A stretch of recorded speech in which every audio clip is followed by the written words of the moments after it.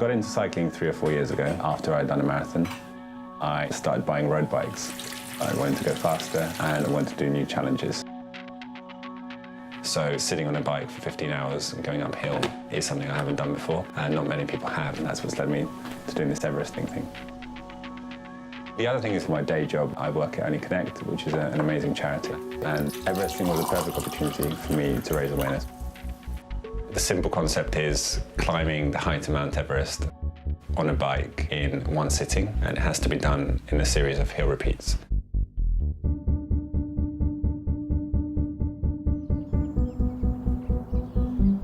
Swain's Lane is a massively challenging climb, and it's really famous amongst the cycling fraternity. It's incredibly atmospheric, and with its 18% gradient, there's no way out. You have to produce a huge amount of energy to get to the top.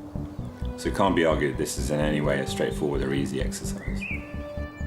A complete loop takes about 6 minutes at a moderate pace. With about 140 reps needed to complete the challenge, it should be doable in 12 to 17 hours. But 5 hours is a big range, so anything could happen in that time.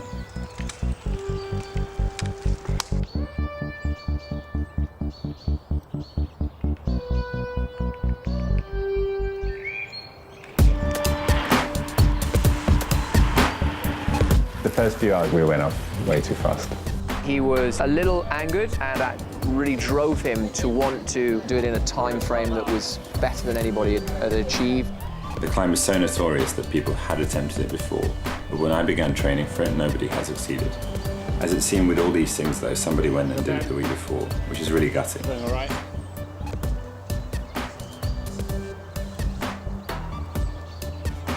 It's impressive what those guys did, and it's good to know it's possible.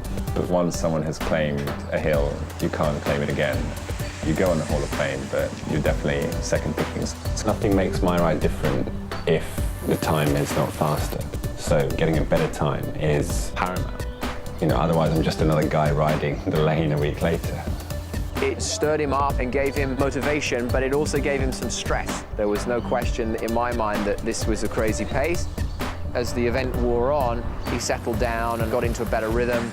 The heart rate came down, and there was a bit more plausibility to completing. In the first 2 hours, we were on track to finish within 12 hours, which is just ridiculous. And thankfully, we didn't continue with that strategy.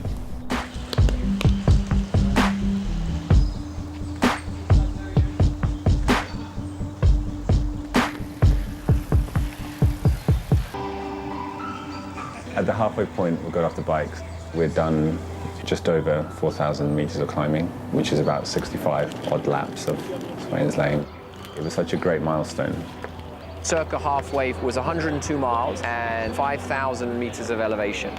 One of the toughest stages of the tour would cover that sort of distance, that sort of climbing elevation, and we were halfway. And that's where the magnitude of it starts to kick in.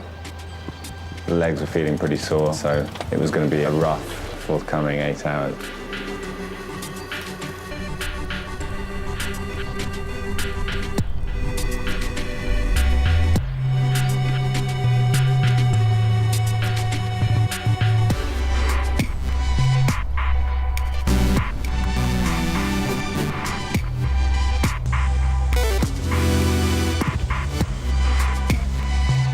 It was great to see so many people showing up, and the support of fellow club riders made all the difference, especially as I was starting to go a bit funny with 100 laps under my belt.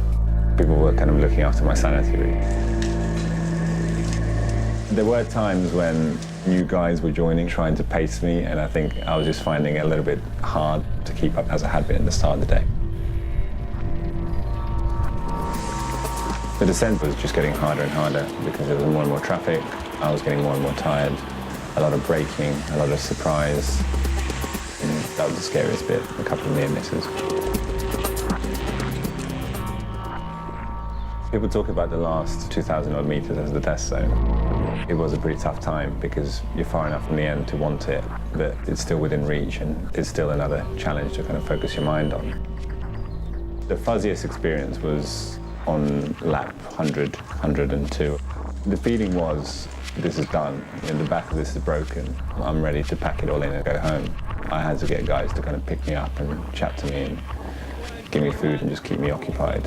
As you get into that zone, it's just hanging on. That's the only way I think you can describe it. You could see that it was just about sheer determination and mental resolve that was fueling his ride. Doing the same thing over and over for 14 hours is not a particularly comfortable experience.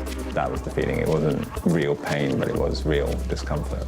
You need to set up little pick-me-ups and thoughts that really motivate you to get to the end. And I was seeing some of my colleagues and thinking about what do they do every day, and that was the reason why I was really spurred on to finish. There was nothing that was going to get in the way of raising awareness for Only Connect.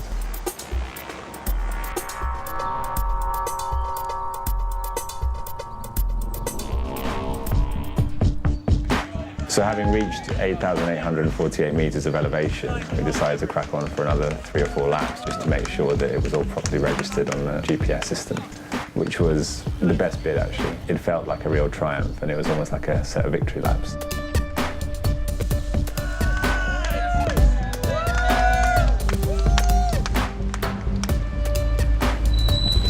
Never again. How you feeling? Mullet. Very happy, very knackered. Happy we went so hard at the start. The second half was horrible.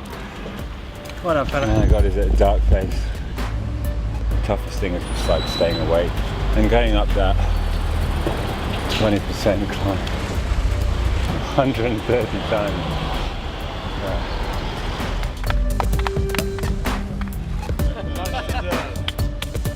Awesome job. You go, buddy. It was great getting off the bike and feeling a sense of accomplishment. Being surrounded by great people and great support made all the difference. It's a tough old challenge. You have to have real conviction and real understanding of what you can do and why you want to do it. And finishing stuff was great, after anticipation of trepidation. It's just an amazing feeling.